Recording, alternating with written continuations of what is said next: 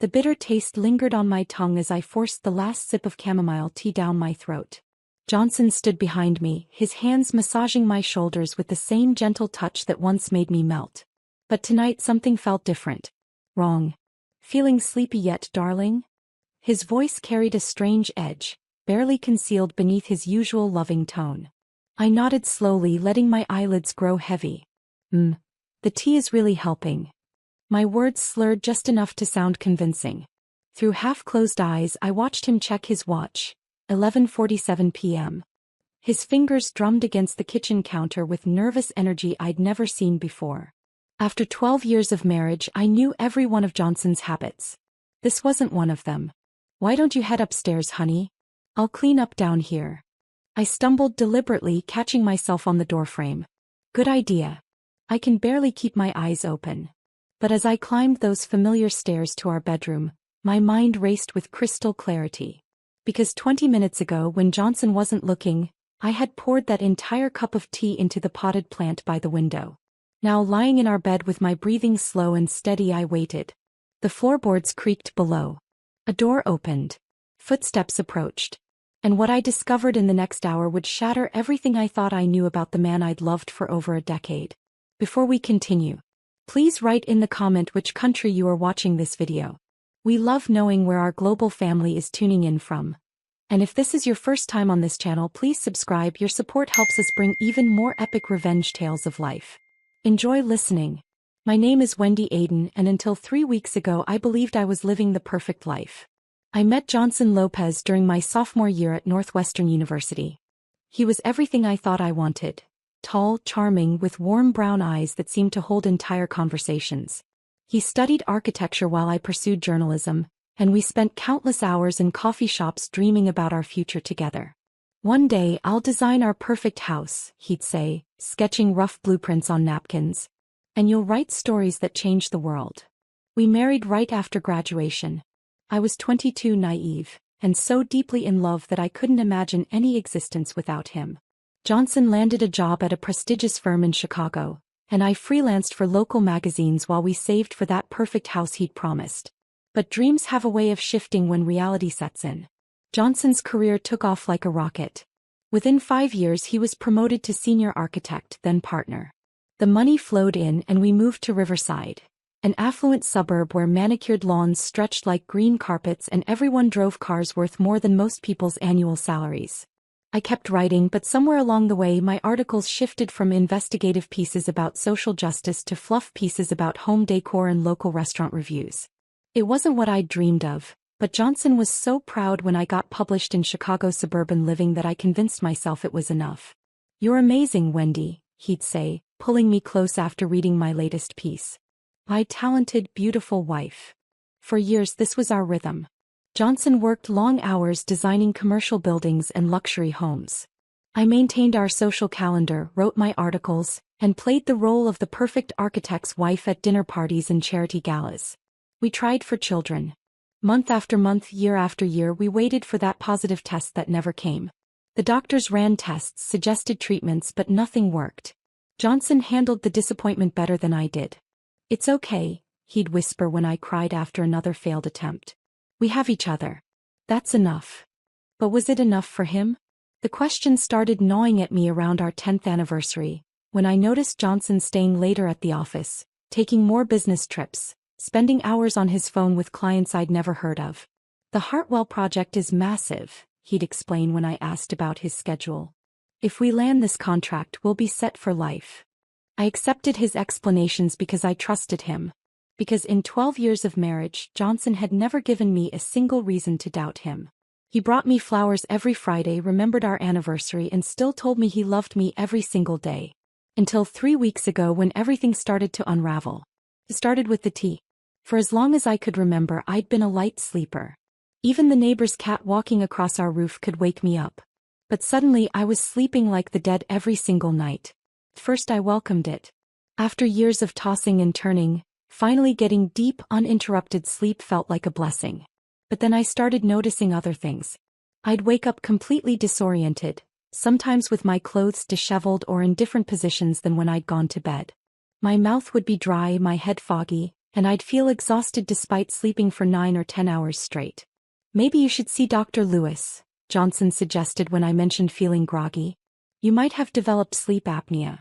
But the symptoms only appeared on nights when Johnson made my bedtime tea, a habit he'd started about a month earlier. It's chamomile, he'd explained that first evening, presenting the steaming cup with a smile.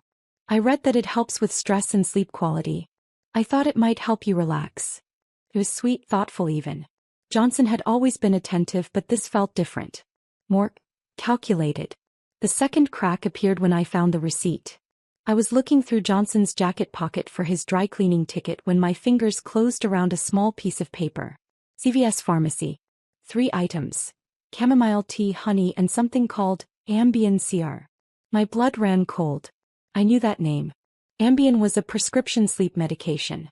Strong enough to knock out an insomniac, more than powerful enough to explain my recent sleeping patterns. But why would Johnson need sleeping pills? He'd never had trouble sleeping in all the years I'd known him. Unless they weren't for him. I stared at that receipt for what felt like hours, my hands trembling. There had to be an explanation. Maybe his doctor had prescribed them for occasional use. Maybe he was planning to try them himself and hadn't mentioned it yet. But deep in my gut I knew better. The third crack became a chasm when I saw the phone. Johnson had always been careful with his phone but not secretive. He'd leave it on counters, ask me to answer texts while he was driving, never seemed worried about privacy. But lately he guarded that phone like it contained state secrets. He took it everywhere. The bathroom, the garage when he was working on his car, even to the mailbox. When it buzzed during dinner, he'd excuse himself to take this important call from the office.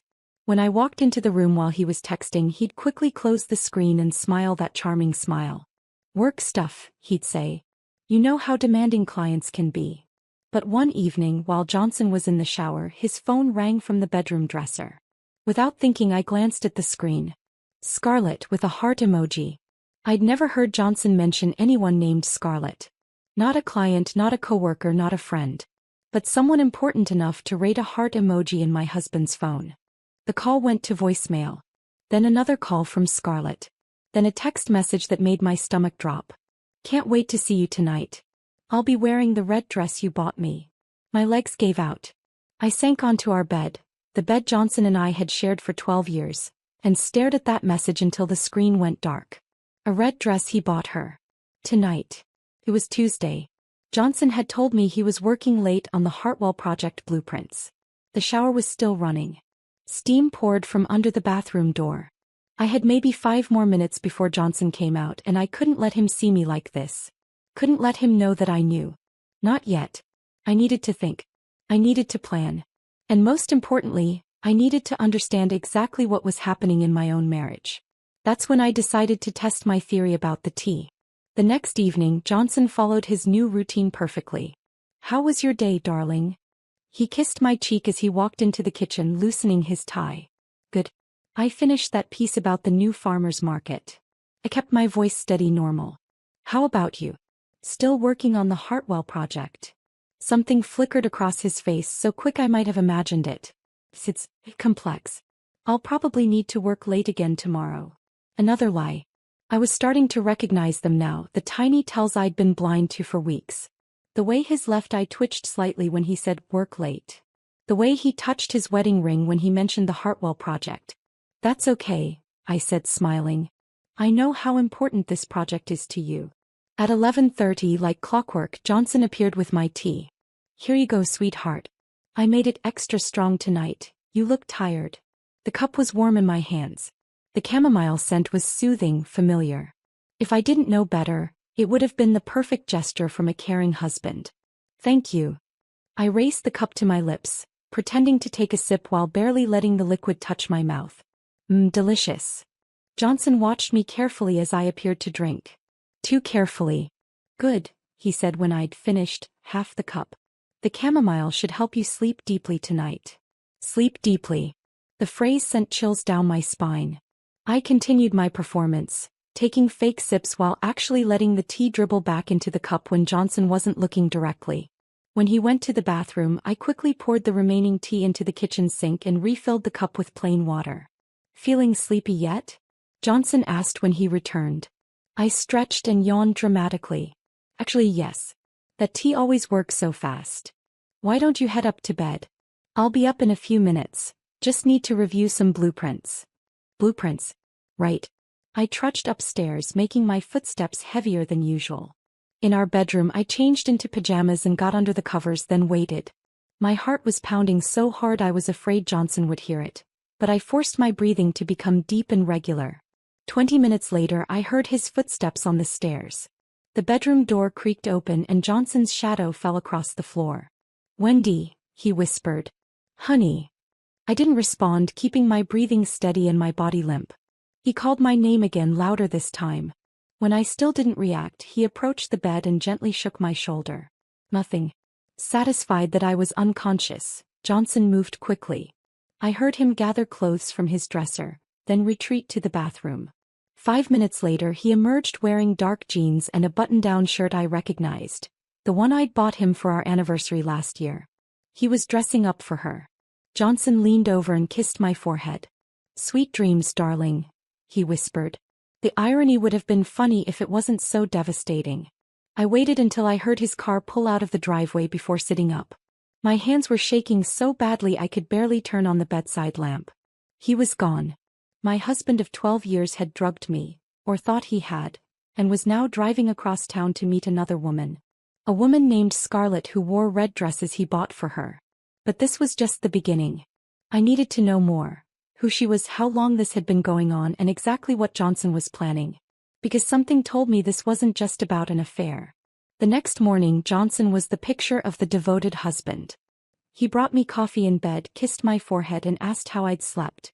"Like a rock," I said, studying his face for any sign of guilt. "I don't remember anything after my head hit the pillow." Relief flickered in his eyes. "Good. You've been so stressed lately, you need the rest." Stressed. If only he knew. After Johnson left for work, I sprang into action. 12 years as a journalist had taught me how to investigate, even if I'd been writing fluff pieces lately. It was time to put those skills to better use. First, I called Johnson's office. "Lopez Architecture, this is Rebecca speaking." "Hi Rebecca, this is Wendy Lopez. Is my husband in yet?" "Oh, hi Mrs. Lopez. Actually, Mr. Lopez won't be in today. He's meeting with the Hartwell client at their site location. Should I take a message?" The Hartwell project again. I was starting to hate that name. "No message, thank you." I hung up and immediately called Johnson's cell. "Hey honey," he answered on the second ring. Background noise suggested he was in a car. "What's up?" "I just wanted to hear your voice." "Where are you?" "Pause. Driving to the Hartwell site. Big meeting today." Another lie, delivered so smoothly I might have believed it if I hadn't just called his office. "Hey, don't work too hard. Love you." "Love you too, Wendy." But did he? Could someone who truly loved you drug you every night so they could sneak out to see their lover? Next, I turned to social media. I'd never been one to stalk people online, but desperate times called for desperate measures. I started with Johnson's Facebook account. His posts were exactly what I'd expect. Photos of us at dinner parties, architectural projects he was proud of, anniversary tributes that now felt like elaborate performances. But his tagged photos told a different story. 3 weeks ago, someone named Scarlett Vega had tagged Johnson in a photo at Millennium Park. They weren't touching, weren't even standing particularly close, but something about their body language screamed intimacy. The way she looked at him, the way he was looking at her. I'd seen that expression on Johnson's face before. In our early dating photos. I clicked on Scarlett's profile. 28 years old. Stunning in that effortless way some women possessed. Long dark hair, green eyes, and a smile that could sell toothpaste. She worked as an interior designer, which explained how she might have met Johnson. But as I scrolled through her photos, my blood ran cold. Picture after picture showed Scarlett in restaurants I recognized. Morton's Steakhouse, where Johnson had taken me for our first anniversary. Alinea, where we'd celebrated his promotion to partner. The rooftop bar at the Signature Room, our special place for important conversations. He was recreating our relationship with her. But the worst was yet to come. In a photo dated 2 weeks ago, Scarlett wore a familiar necklace, a delicate gold chain with a small diamond pendant. I recognized it because I'd seen it before. In my jewelry box. Or rather, where it used to be.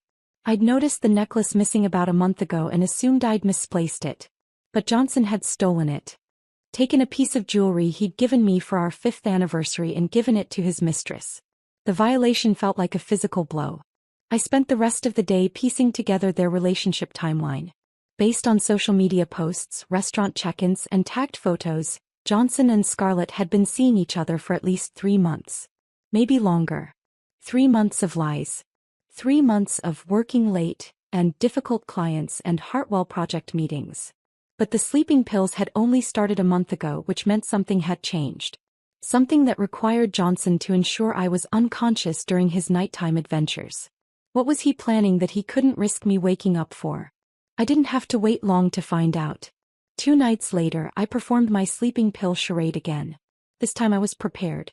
I'd purchased a small recording device and hidden it in my jewelry box, which sat on the dresser across from our bed. If Johnson was going to continue violating our marriage in our bedroom, I wanted evidence. As before, Johnson waited until he was certain I was unconscious before getting dressed and leaving. But this time I didn't just lie there waiting for him to return. I got up. Moving carefully in the dark, I dressed in black clothes and grabbed my car keys. If Johnson thought I was drugged and unconscious, he wouldn't be watching for me. This was my chance to see exactly what he was doing during these mysterious nights out. Following someone without being detected is harder than it looks in movies, but I had one advantage. I knew Johnson's habits better than anyone. He was methodical, predictable, and completely confident that his sleeping pill strategy was working. His car was easy to spot 3 blocks ahead of me as we drove through downtown Chicago. He parked outside an upscale apartment building in River North, the kind of place that cost more per month than most people's mortgages. I parked across the street and watched as Johnson used a key card to enter the building. A key card. He had access. My heart pounded as the implications sank in. This wasn't just an affair conducted in hotels or her apartment. Johnson had some kind of official access to this building. But why? I waited 45 minutes before Johnson emerged. But he wasn't alone. Scarlett walked beside him, and seeing them together in person was somehow worse than all the photos I'd found online. They moved like a couple, comfortable and familiar. She was laughing at something he'd said, and Johnson was looking at her the way he used to look at me. They got into Johnson's car and drove to an all-night diner I'd never heard of.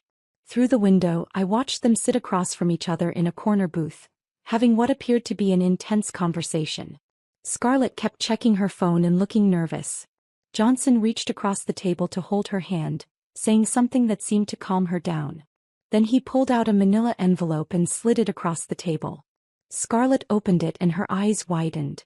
Even from across the street I could see her surprise. She flipped through what looked like documents or photographs, then looked up at Johnson with an expression I couldn't read. Fear? Excitement? Both? Johnson pulled out his phone and showed her something on the screen. Scarlett nodded, then leaned forward as if memorizing whatever he was showing her. They talked for another hour before Johnson walked her back to her car. He kissed her goodbye, not a passionate kiss but something more businesslike. Professional. That's when it hit me. This wasn't just an affair. Johnson and Scarlett were planning something together. Something that required documents, photographs, and careful coordination. Something that required me to be unconscious every night while they worked out the details. I followed Johnson home, arriving just minutes after him. By the time he crept back into our bedroom, I was back under the covers with my breathing deep and regular. "How's my sleeping beauty?" he whispered, not expecting an answer. But as he settled into bed beside me, I made a decision. I was done being passive. Done being the victim in my own marriage. If Johnson wanted to play games, I could play them too. And I was going to win. The next morning, I called in sick to the magazine where I freelanced. "I think I'm coming down with something," I told my editor, Janet. "I need a few days to recover." It wasn't entirely a lie. I was sick. Sick of being deceived, sick of being drugged, sick of living a lie. But more than that, I was angry.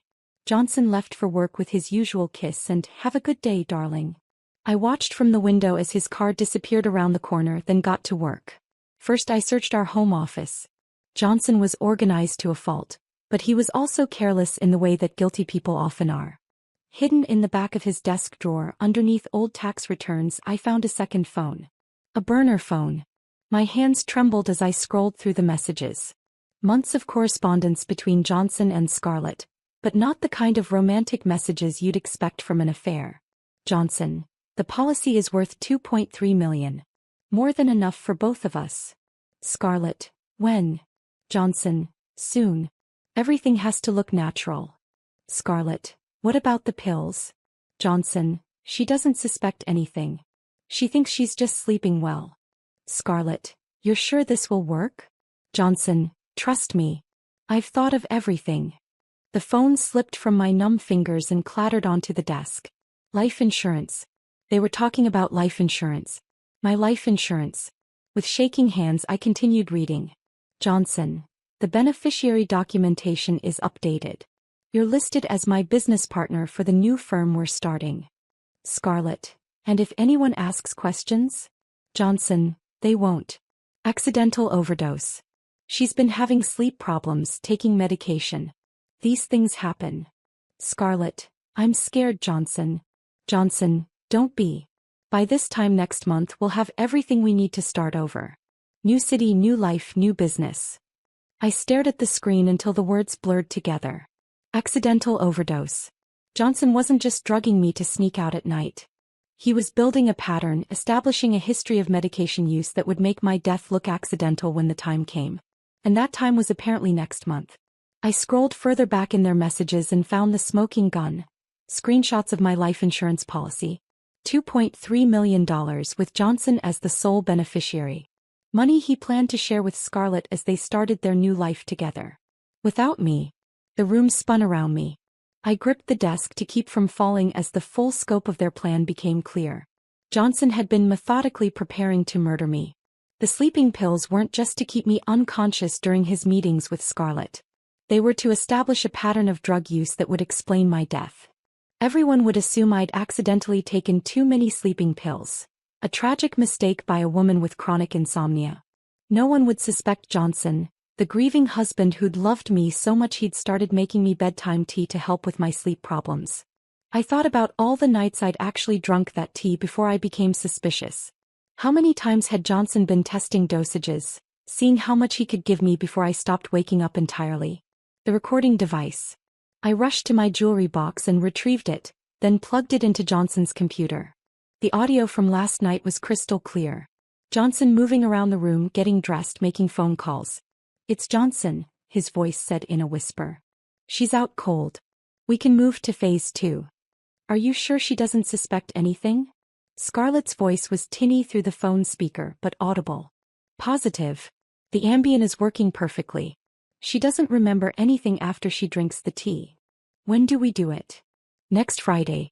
I'll increase the dosage gradually over the next week so her body gets used to more medication. Then on Friday night I'll give her enough to make sure she doesn't wake up. And you're sure it will look accidental? She's been having sleep problems for months. I've made sure everyone knows that.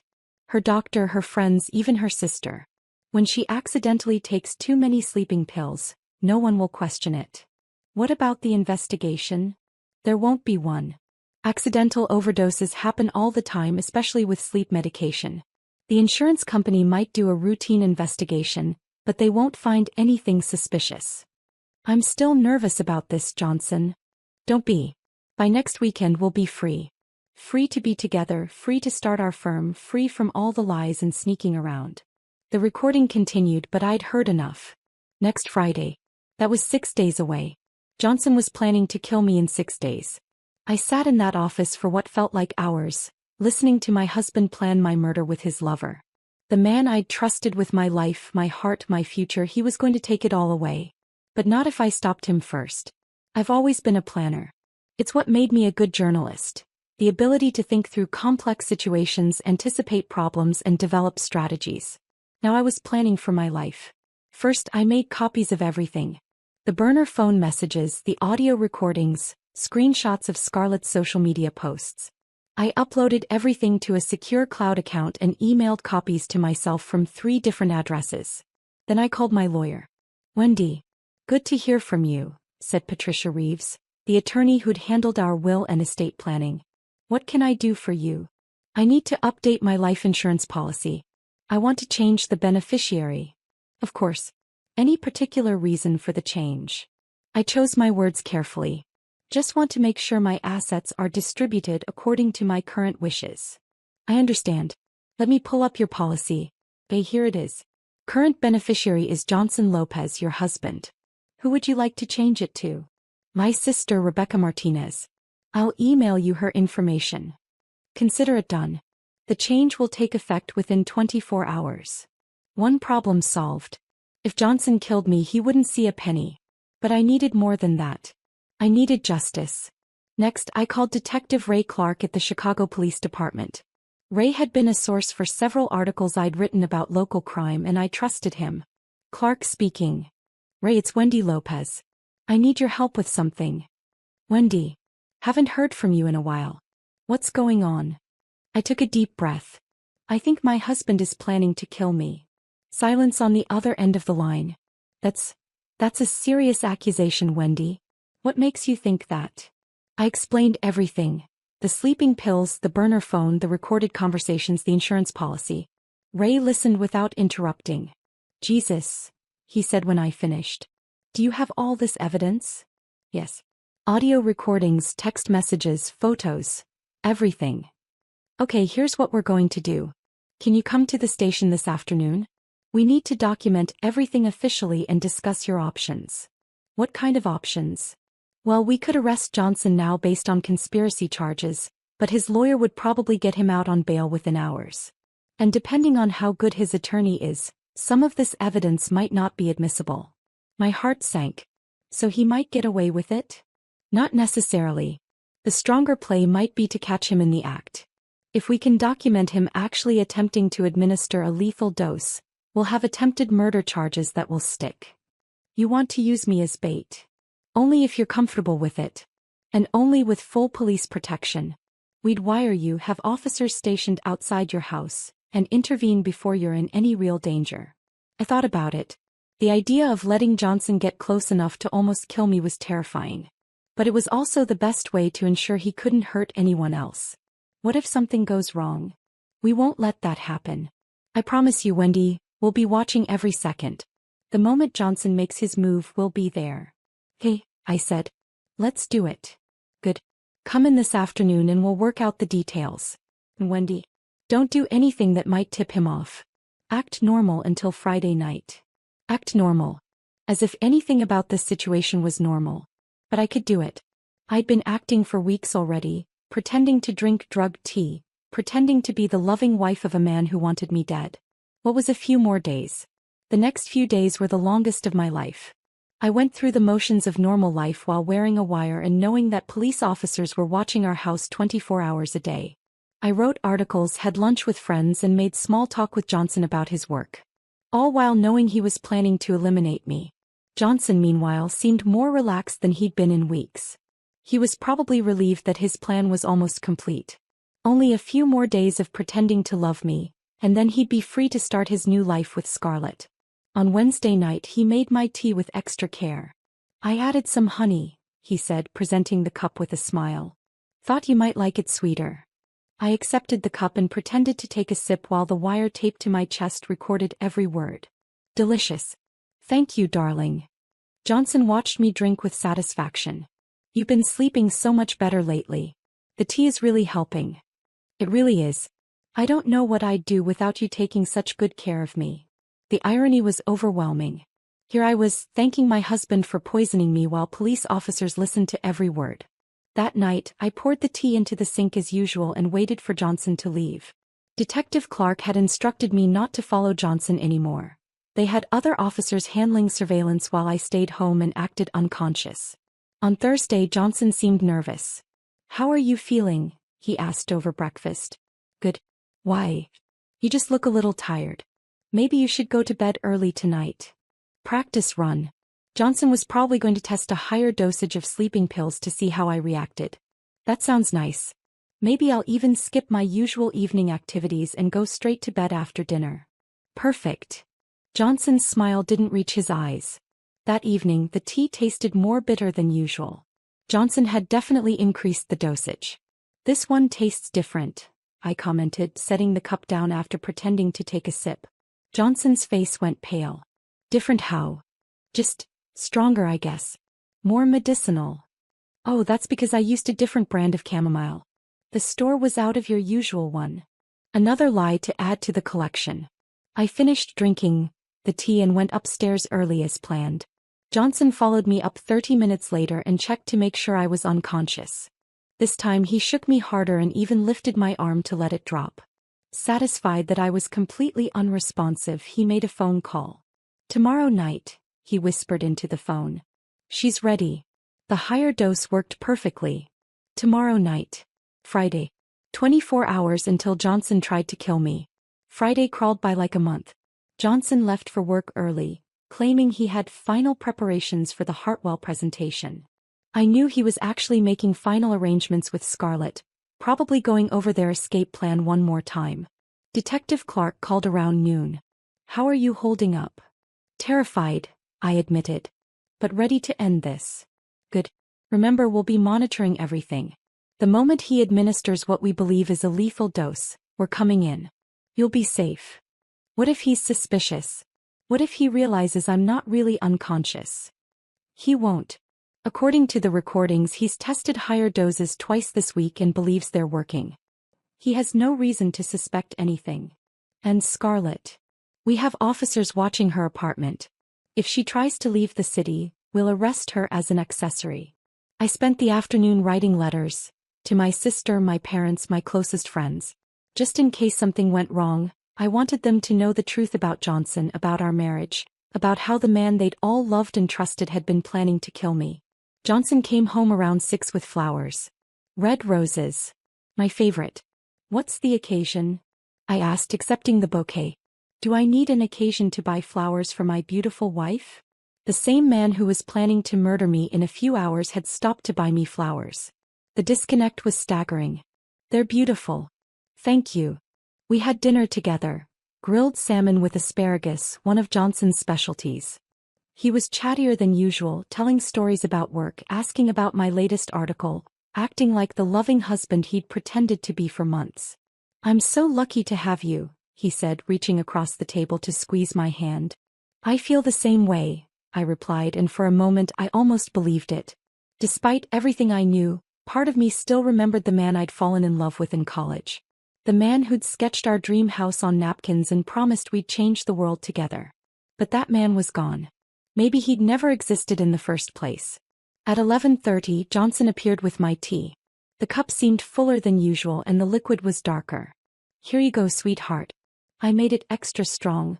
I know you've been having trouble sleeping lately. Trouble sleeping. Because of the drugs you've been giving me, I thought but didn't say. Thank you. I raised the cup to my lips. The wire under my shirt felt hot against my skin. Somewhere outside, police officers were listening to every word, waiting for Johnson to make his move. I pretended to drink the tea, making satisfied sounds as the level in the cup went down. Johnson watched intently, more focused than he'd ever been during this nightly routine. How does it taste tonight? Good. Maybe a little stronger than usual, but good. Johnson nodded, satisfied. The stronger blend should help you sleep more deeply. Sleep more deeply. Forever. I continued my performance, gradually letting my eyelids grow heavy as I finished the tea. The cup was actually filled with water I'd secretly substituted, but Johnson didn't know that. I'm feeling drowsy already, I said, stretching and yawning. Good. Why don't you head up to bed? I'll be up soon, just need to check some emails. Check some emails. More like make final coordination calls with his accomplice. I trudged upstairs, every step feeling like walking to my own execution. Even though I knew the police were watching, even though the tea had been harmless water, the reality of what Johnson intended to do tonight made my skin crawl. In our bedroom, I changed into pajamas and got under the covers. The recording device was still hidden in my jewelry box, and the wire under my pajama top would capture everything. I lay in the dark, controlling my breathing, waiting. 45 minutes later, Johnson crept into the room. Wendy, he whispered. I didn't respond. He approached the bed and shook my shoulder gently, then more forcefully. When I remained limp, he lifted my arm and let it drop. Satisfied, Johnson went to his dresser and opened the bottom drawer. I heard rustling, then the sound of something being unwrapped. Through barely opened eyes, I watched him approach the bed carrying a syringe. My heart hammered against my ribs. This was it, The moment Johnson would try to kill me. "I'm sorry, Wendy," he whispered, sitting on the edge of the bed. "But this is the only way Scarlett and I can be together. The only way we can have the life we deserve." He thought I couldn't hear him confessing. Thought I was unconscious and helpless. Johnson found a vein in my arm and positioned the needle. "Sleep well, my love. Forever." Just as the needle pierced my skin, the bedroom door exploded open. "Chicago police. Drop the weapon." Detective Clark and 3 uniformed officers flooded the room with guns drawn. Johnson jumped back, dropping the syringe, which clattered to the floor. "What the hell?" Johnson started, but Clark cut him off. "Johnson Lopez, you're under arrest for attempted murder. You have the right to remain silent." Johnson's face went through a dozen expressions: shock, confusion, fear, and finally rage as he looked down at me sitting up in bed. "You were awake," he said, his voice filled with betrayal. "You were awake the whole time." "For weeks," I replied, my voice steady despite the adrenaline coursing through my veins. "I know about Scarlett. I know about the insurance money. I know about everything. You don't understand." "I understand perfectly. You wanted me dead so you could start a new life with your girlfriend using my life insurance money." Johnson lunged toward me, but the officers were ready. They tackled him to the ground and cuffed his hands behind his back. "You ruined everything," he screamed as they hauled him to his feet. "We could have been happy. You could have been divorced," I said. "But you chose murder instead." As the police led Johnson away, Detective Clark knelt beside the bed and carefully picked up the syringe with gloved hands. "Are you okay?" he asked. I touched the tiny puncture wound on my arm where the needle had broken the skin. Did any of it get into my system?" "We'll get you to the hospital to be checked, but I don't think so. We stopped him before he could inject anything." "What was in the syringe?" Clark's face was grim. "Concentrated insulin. Enough to send you into fatal hypoglycemic shock within minutes. It would have looked like a diabetic emergency, hard to detect in an autopsy, especially if the examiner wasn't looking for it specifically." Johnson had done his research. "If the police hadn't intervened, I would have died appearing to suffer from a sudden diabetic episode. Except I wasn't diabetic. It would have been written off as an undiagnosed condition that manifested fatally." "What happens now?" "We arrest Scarlett as an accessory. With your recordings and the evidence we collected tonight, they're both looking at attempted murder charges. Johnson won't see the outside of a prison cell for decades." As paramedics checked me over and Detective Clark explained the next steps, I felt a strange mix of emotions. Relief that it was over. Anger at the betrayal. Grief for the marriage that had been built on lies. But mostly I felt something I hadn't experienced in months: freedom. The trial was a media sensation. "Architect planned wife's murder for insurance money," screamed the headlines. "Husband's deadly tea time ritual," and "Sleeping Beauty betrayal," dominated the news cycle for weeks. I testified for 3 days, telling the jury about the months of deception, the drugged tea, the elaborate murder plot.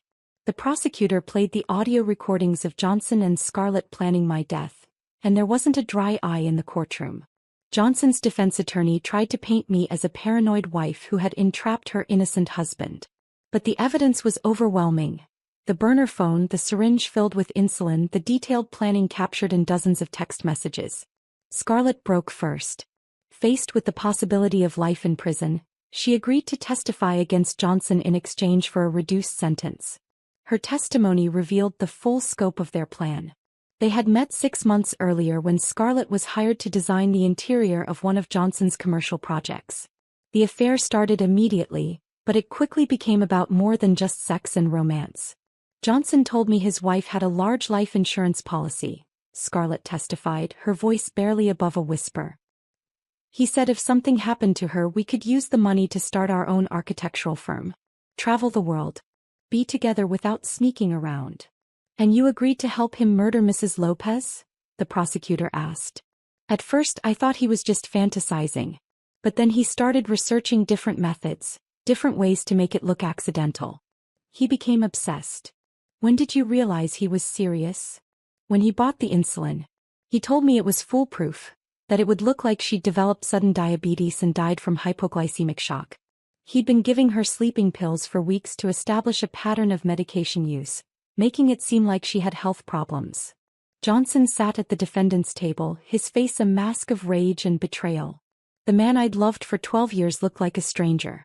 The jury deliberated for less than 4 hours. Guilty on all counts. Attempted murder, conspiracy, fraud, and a dozen other charges. Johnson was sentenced to 30 years in prison without the possibility of parole for 25 years. Scarlett received 10 years for conspiracy and accessory charges. As the judge read the sentence, Johnson finally looked at me. "I loved you," he mouthed silently. "But love doesn't drug your partner's tea. Love doesn't plan your death for insurance money. Love doesn't involve syringes filled with insulin in the middle of the night." Whatever Johnson had felt for me, it wasn't love. It was possession, control, and ultimately greed. The house felt different after Johnson was gone. I'd considered selling it and moving somewhere else, starting completely over. But this was my home too. I'd lived here for 8 years, planted the garden, chosen the paint colors, made memories in every room. Why should I be the one to leave? Instead, I reclaimed it. I threw out the chamomile tea and every cup Johnson had ever used to serve it to me. I changed the locks, repainted the bedroom, and bought new furniture. I turned Johnson's home office into a writing room where I could work on the book I'd decided to write about my experience. Sleeping with the Enemy, How I Survived My Husband's Murder Plot, became a bestseller within 3 months of publication. The advance alone was more than I'd made in 5 years of freelance writing. But more importantly, the book helped other women who found themselves in similar situations. I received hundreds of letters from readers who recognized the signs of manipulation and control in their own relationships. "Your story saved my life," wrote a woman from Denver. "My husband had started making me special smoothies every morning, and I was getting drowsy and disoriented during the day. After reading your book, I had them tested. Rohypnol." Stories like that made everything I'd been through worthwhile. I also returned to investigative journalism, using my experience to write about domestic violence, financial abuse, and the warning signs of relationships built on deception. Major magazines started calling, offering assignments I'd only dreamed about during my years writing restaurant reviews. 6 months after the trial, I was contacted by a documentary filmmaker who wanted to tell my story. The resulting film, The Perfect Husband, won several awards and sparked national conversations about intimate partner violence and murder-for-profit schemes. But the most satisfying moment came a year later, when I received an unexpected visitor. I was working in my garden on a sunny Saturday morning when a car pulled into my driveway. A young woman got out, petite, blonde, probably in her early 20s. "Are you Wendy Lopez?" she asked hesitantly. "Yes. Can I help you?" "My name is Emma Lewis. I think my boyfriend is trying to kill me." I set down my gardening gloves and really looked at her. Emma was thin, almost gaunt, with dark circles under her eyes and a nervous energy that reminded me of myself during those terrible weeks when I'd first become suspicious of Johnson. "Why don't you come inside?" I said. "Let's talk." Emma's story was different from mine but eerily similar in its patterns. Her boyfriend had started making her special protein shakes to help with her fitness goals. She'd been getting increasingly tired and disoriented. Money had gone missing from her bank account. She'd found searches for life insurance information on his computer. "I read your book," she said, tears streaming down her face.